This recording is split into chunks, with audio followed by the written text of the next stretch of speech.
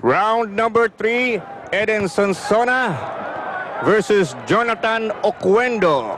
Si Buboy Fernandez at si Nonoy Neri in the corner of Sonsona. And so far, maganda na pinakita ni Sonsona no round number 2. Round number 2. Paragay ko sa even, maganda yung kaliwa niya ni Sonsona. I think yun ang trick, Ronnie. Lagyan ng konting variety ni Sonsona yung kaliwa niya. Kasi basa ni Oquendo na left straight ang paboritong suntok ni Sonsona. So ngayon, ina-upper niya, hinuhook na lang konti to confuse itong si Oquendo. Alam mo na nga, yung plano ni Sonsona, let Oquendo come to him. Yes. Yun ang counter niya, yung kaliwa. Kasi nga, nasa sidestep ni Oquendo kapag siya ang pumapasok si Sonsona, medyo kumakapos yung kaliwa. So parang ipinapain niya na, leka, lapit ka sa akin. At gulpi di gulat ka. Pero magandang laban ito so far. I think it's even after 2 rounds. Palagay ko. Yes, sa aking unofficial scorecard. Unang round si Oquendo, pangalawa si Sonsona.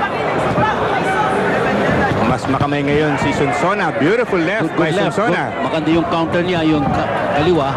Beautiful right hook by Sonsona. Sayang. Kulang. Yung distansya. Pero so far, tumatama na ng konti si Sonsona. Big right. Big right hook. Magandang kaliwa din. Pero itong si Oquendo, matibay din. Another left by Sonsona. He's holding. They ask him to go after him. At nakikita natin, medyo restraint ngayon si Oquendo. Ito na po, ang atake ni Sonsona. Maganda yung kaliwa niya. I think Oquendo was hurt a little. He is feeling it. Yung mga left hooks, right hooks. Good right to the body by Sonsona. Medyo problema si Oquendo. Magandang kaliwa at kanan si Sonsona to the body. Ang lalakas po ng binibitawan ni Sonsona. Para sa yung katawan ni Oquendo. Takbo si Oquendo, kanan siya. Medyo low. Sonsona is on the attack. Bumaba po ang work rate ni Oquendo. Ay pag tinamahan ka talaga nung kaliwa ni Sonsona, mapapakwando-kwando si Oquendo eh. Ganong klase yung mga suntok itong si Sonsona. Oquendo is in trouble now. He is in trouble. Maganda yung ginawa si Sonsona. Tingnan mo si Oquendo. Holding and then hitting. Tingnan mo. Nakukuha na ni Sonsona. May gulang na yan. Beautiful attack.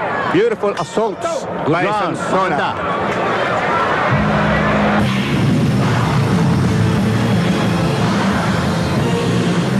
Time now for the Cobra Tunay na Lakas Punch of the Round.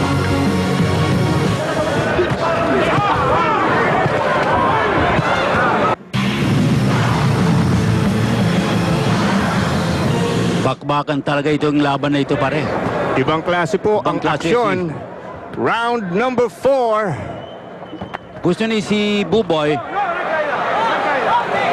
He said it's slip. Ayan po, nakikita nyo sa screen, courtesy of Manila Beer, ang ating pong unofficial scorecard. Tama ka, pare, tama. Yan po ang ating unofficial. Hindi po tayo gumagamit ng picos dito, no? Mano-mano pa, manual count. Pero accurate naman eh. Accurate talaga. Ang napansin ko dito kay Eden Sonsona, he holds and the referee is not doing anything about it. Binavari na ni Sonsona yung kanyang mga suntok. Nung first round, puro left straight eh. Ngayon may right hook. And saka left hook din. Sabi ni Buboy, cut the distance. Beautiful right. Magandang right hook ni Sonsona. Ganda.